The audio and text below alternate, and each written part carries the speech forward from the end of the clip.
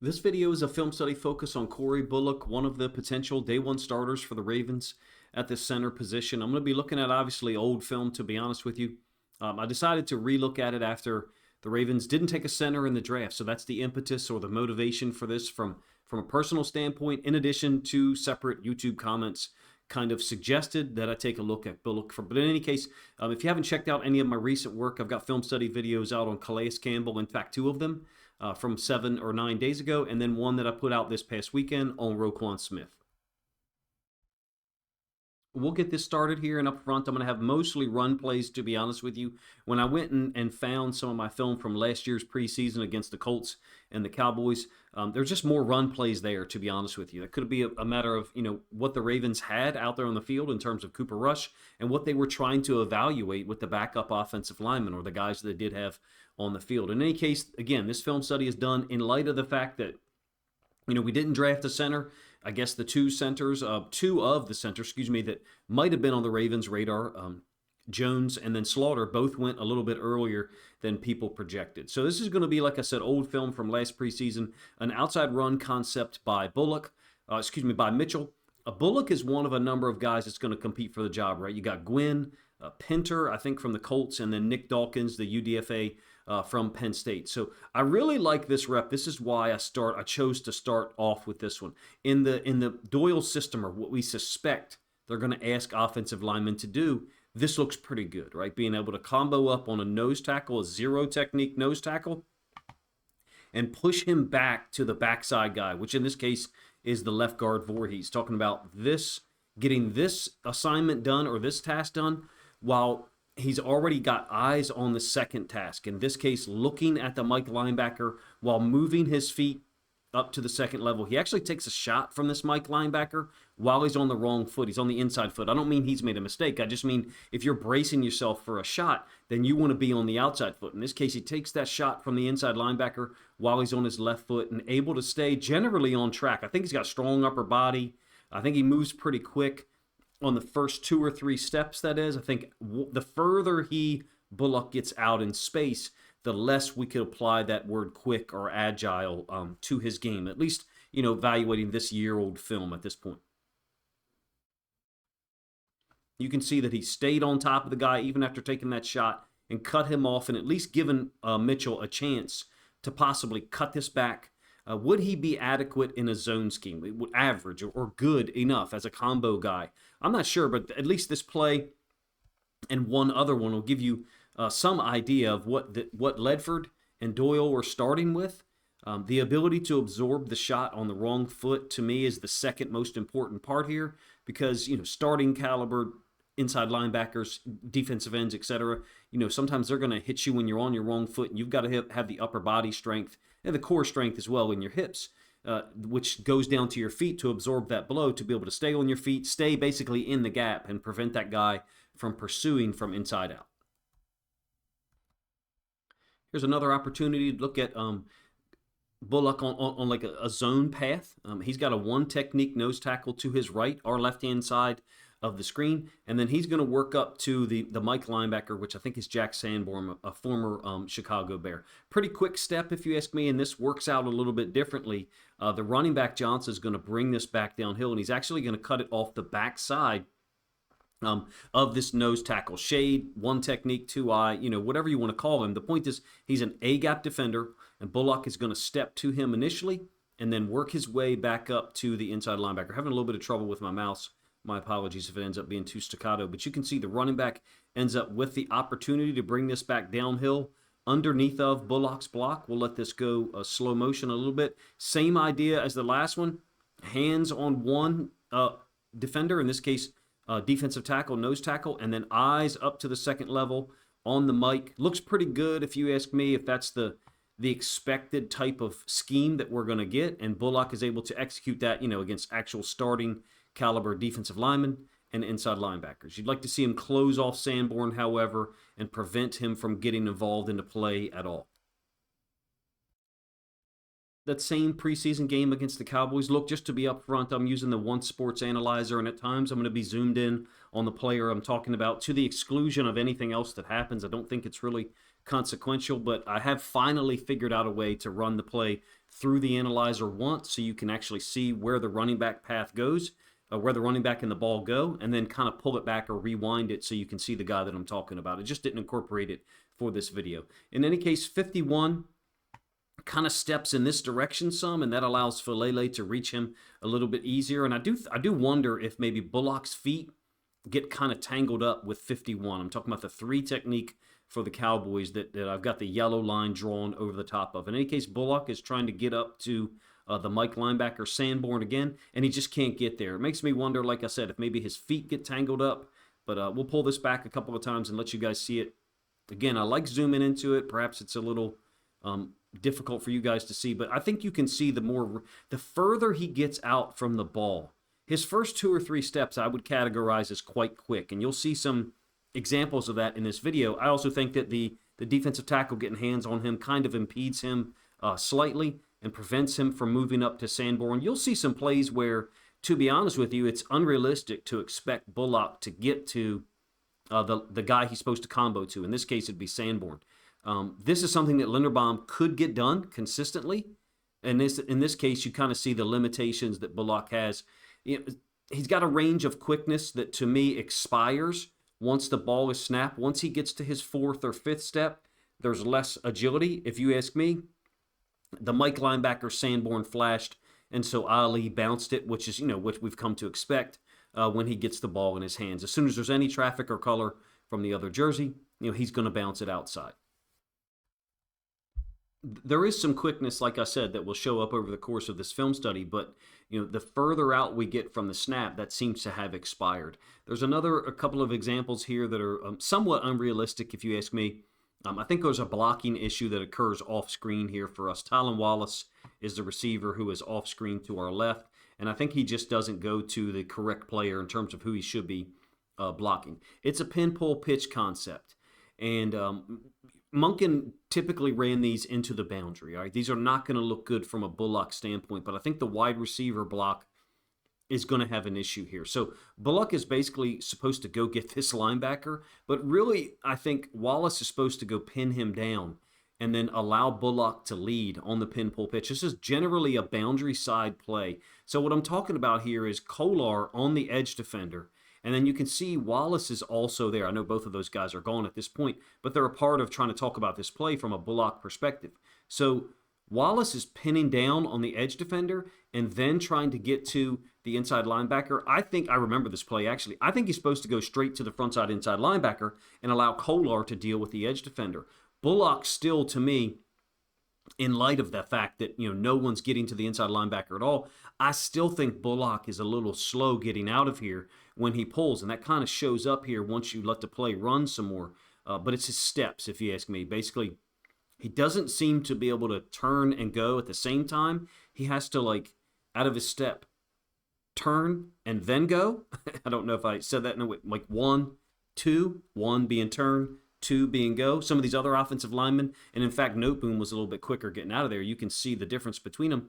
He's damned if he does in any case here, because the inside linebacker who's got the blue line emanating from his position is going to be in that way, in the path of the running back. This was like a 3rd and 3, if you ask me, where I think the Ravens actually were ruled to go get it. You generally have to have the safety rolled up to stop those plays into the boundary. And I'll kind of show you an example of what I mean here on the next play. Now, this actually is happening to the field. It's a pin pull pitch concept with the running back on the same side, on the side of where the ball is going to go, I should say.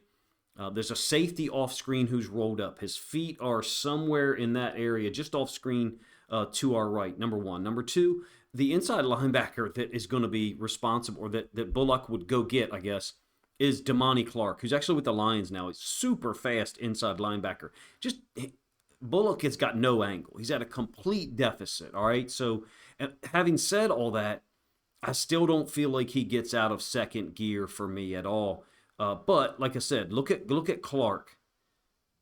The leverage that Clark has, there's really no chance for Bullock to go get him unless the wide receiver goes down to block him. And in this case, here's the wide receiver picking up the aforementioned safety that was off screen to our right, 43. So it's just domino effect at that point. We're pinning down on the edge defender with one receiver, and then we're picking up the safety with the other receiver. So Bullock is another layer to this that theoretically could go get Clark. In fact, it's probably who he's assigned to go get. The front side tackle, Vincent, is assigned to the corner. I just don't think Bullock's got the chance to go get him. However, having said that, we can still talk about his steps. I think you see the same dynamic here, meaning turn and then go, as opposed to turn and go at the same time. You're talking about two distinct motions, if you ask me. A really slow step, in my opinion, even compared to a guy like Vincent on the outside. He didn't have a chance. I'm talking about Bullock on this play in particular, but it's one of the plays that I had saved up. I think I had about 22 saved up from the end zone angle from these two games last year. One other thing to note, because of course Bullock is a center, is that this particular snap ends up being a little bit off the midline, if you ask me. You can see where the ball is. It's on the inside of the right hash. We're talking about right here. And then watch where the ball actually is caught by Cooper Rush. So if the snap had been, perfectly placed, or if you were saying it's going to be pin pull pitch to our left, the right-hand side of the screen as we're watching it, then you would rather see this ball over on the other side. I'm not saying that that's where it should have been. We're just trying to evaluate Bullock as, whether he can be the starting center or not. Again, most of this is related to run concepts. I'm only operating off the plays that I had saved up or edited and cut up from last year, and then now I've run through the Once Sport Analyser or Once Sport Telestrator. It's a ton of fun to work with, and it's a company that I personally endorse and want to share as much information about as possible on social media. In addition, if you're interested in it at all, I've got a discount code that I think is 10% off of a yearly subscription, and you can find that in the description underneath the video. In any case, we got another zone combo here, and it's a 3-0-3 look by the Colts. So 3-0-3 as far as the two D tackles and the nose tackle, their base defense on the field from a 3-4 standpoint. Noteboom going to combo the defensive tackle up, but Noteboom's got a different angle, okay? So Noteboom is this guy I'm talking about here. His angle with that D tackle versus Bullock's angle, he's head up with that nose tackle. Basically, they're nose to nose. This does end up being like a 4-yard gain, I think, for Mitchell. Bullock might have to win the job because of a whole bunch of singles. And what I mean by that is a bunch of things like this. It's a combo to the left. He doesn't ever actually move up, but I don't think he necessarily has the opportunity to, in my opinion. Falele's just working off the backside, and Rosengarten's cutting off the backside 3 technique. Falele and Bullock are comboing, essentially double teaming that nose. Voorhees has taken over this 3 technique, and you can see that Noteboom is working up to the second level. So they handle this pretty good. Bullock might have to try to... I wish we had more chances on film already to see him combo up or not, because I feel like it would give you and myself a little bit more confidence. He does have some quickness when he moves directly up to the second level. I think I showed you one of those already against the Cowboys. It was the second play here. Maybe we've got one more. He does kind of stay locked on. There don't seem to be, how do I say this? So far, I haven't seen many true zone combo blocking plays to evaluate where him and another offensive lineman, either the left guard to his left or the right guard to his right, combo and then make a decision about who moves up based upon the reaction of the inside linebacker. What I feel like I've seen so far is some very declarative or clear reads, meaning he either goes directly up to the second level or stays on the combo like you saw right there. But I felt that was the right move. But again, this is year-old film. At this point, we've got a new staff and a new scheme, something that'll look somewhat similar to the zone stuff that we've spent the last 2 or 3 plays talking about. Look, I'm glad we have him. I'm glad that Bullock is one of the 3 or 4 guys competing. It looks like, anyway, I expect him to improve. And preseason reps and training camp will obviously be a big deal. Another 3-0-3 look, and this time it's a gap scheme. It's power. All right, now it's away from him. He's the center, so he's going to be blocking back on any counter or power scheme generally. I did look for instances of him as a puller, and I don't mean the pin pull stuff, all right? I mean gap, power schemes, counter schemes, stuff like that. I didn't see any. Even a down sweep, to me would have been nice to check out. But in any case, Scott, the fullback, and then Tylan Wallace, the receiver, kind of make this muddy. It almost looks like to me maybe Mitchell was trying to set up the bounce back to the outside, but doesn't work out. I do wonder about Bullock's usage on kick out stuff because he does end up nose over toes so much. Meaning he ends up like leaning out really far in front of him, but he's got a stationary target here. He's got a defensive tackle that he knows what to expect. I'm talking about being, tilted over like that so much. Basically, what I'm offering to you is if he was asked to, let's say, pull and kick out an edge defender, which we use Linderbaum for a lot, this would not be as effective with athletic defensive ends, edge defenders who could dip underneath or go low like Kyle Van Noy to the outside and basically reduce their surface contact area for a guy who's going nose over toes or maybe tipping over too far. In any case, it's a short gain. I wonder about his ability to block those athletic defensive ends, but he's a UDFA center who we didn't expect necessarily to compete for a starting job anyway. Played well last year in the preseason, so that's the reason why I think many fans have talked about him potentially starting in 2026. All right, we've got an effort on a screen here that is really poor, if you ask me, and doesn't reflect well. This is a rough play, possibly unfair of me to use and judge, like I said, a year later, but we don't really have much to go on at this point. So right tackle, Noteboom is going to pass set, try to get the edge defender to go upfield and basically throw the screen under him. Bullock is only 5 yards from this linebacker, and I use that distance tracker from Once Sports for a reason. Is a theory that I have right now, which is that Bullock's first 2 or 3 steps are quick, but the further out he gets from the ball, the further out he gets from where the ball is snapped, I should say, the less agility and the less quickness he demonstrates. Like I said, the draft was the motivation for this for me, as well as a couple of YouTube comments. I didn't just suddenly wake up and decide, hey, I want to talk about Corey Bullock film from a year ago and be somewhat negative with some of the discussion about it. I'll be honest with you, this is pretty much the impression I got last year from watching in the preseason. I know that there will be a competition in the offseason, but we just can't settle here. No player, no position on this offense, in my opinion, should be good enough. And that's what Falele and Voorhees were last year. From a coaching staff standpoint, they thought they would be good enough. Minter's track record of improving the defense immediately where he shows up, Michigan and then the Chargers. Weaver's track record of being a high-level coach, and then what Doyle has been a part of, either with Sean Payton and then Ben Johnson, leads me to believe that those guys will not have the perspective of, hey, we think this guy is good enough. The only play that I have here in Pass Pro is one. It's an empty slot fade, and so I do think that we know as an offensive line, that the ball's coming out of here quick. I guess maybe I punted somewhat on Pass Pro, but there wasn't a lot there as far as what I had saved up. I'm not saying that the Ravens didn't throw the ball a lot with Rush in the Colts and Cowboys game at times. Those games were quite ugly. I really couldn't believe and kind of had to shake my head that I was actually watching film that Cooper Rush and Daniel Falele were a part of.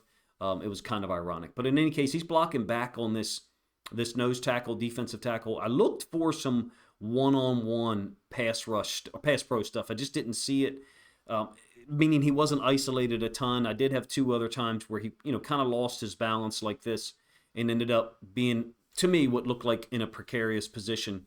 I would say, from what I have seen, I would say he's better as a run blocker, and even then, we've got a lot of work to do. I think Ledford and the offensive staff understand what they have, and that's in Bullock, and that's why they brought in a lot of competition. I'm not running him down or telling people who think he's going to be the starter that they're wrong. It's just kind of where I am now. The further that we get out from the draft, and some other stuff is out of the way, Calais Campbell, and I'm enjoying doing weekly film studies. I wanted to do one this past weekend on Malachi Starks, but it changed into a Roquan Smith film study. We've got Bullock, Gwynn, who came over with Ledford from the Falcons, Pinter, who came over from the Colts. I think he's been in the league 5 years, maybe 6, and then Dawkins. For me, all 4 of them right now, and I haven't checked out the Gwynn film in a detailed manner, they're just good enough. Start with Dawkins. Saw his film with Ioane, obviously, at Penn State.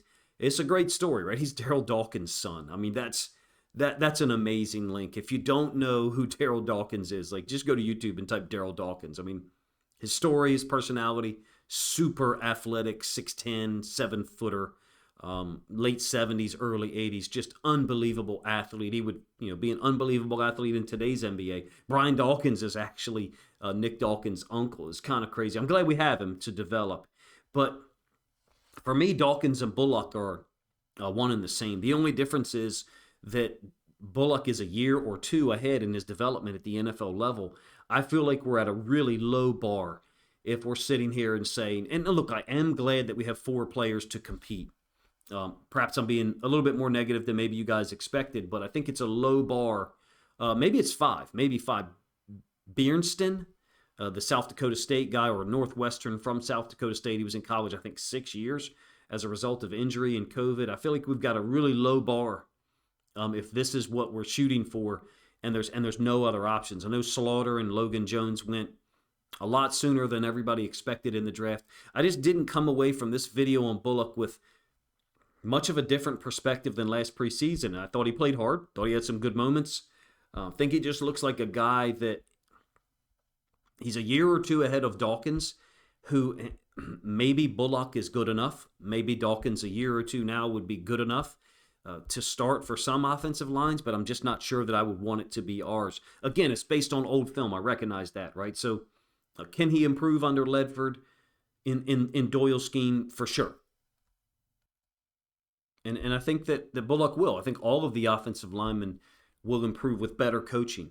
But hey, they owe him nothing. And I mean Ledford, Doyle, and hopefully even if they did owe Bullock something, they wouldn't operate in a way that reflected it. Yes, I'm talking about John Harbaugh and George Warhop.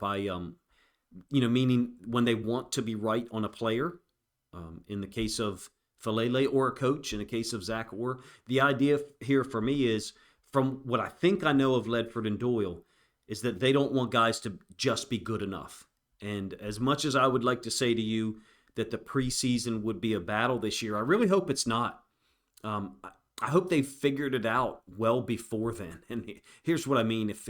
If they haven't figured it out by the time we get to preseason games, you probably already know where I'm going here, then none of them are probably good enough. And we may be in some type of, I get it though, we may be in an outcome where 2 guys have separated themselves and they're fighting it out for the starting spot. I would love to be wrong, and I would love for Bullock and Gwynn to separate themselves, or Pinter and maybe Dawkins to separate themselves. Great, that'll work. But I just don't know who those 2 guys are right now after watching the Dawkins film before we drafted Ioane, and then afterwards, and then re-looking at the Bullock film again. I think I had 22 plays saved up. Basically, for those preseason games, I believe I got to like the 4th or 5th possession last year of each of them with Cooper Rush, and it was difficult to watch. I watched them and did eval videos and film studies.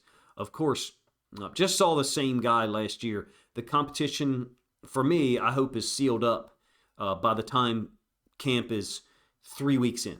Camp I think starts July 22nd or July 23rd, and mini camp stuff between now and then.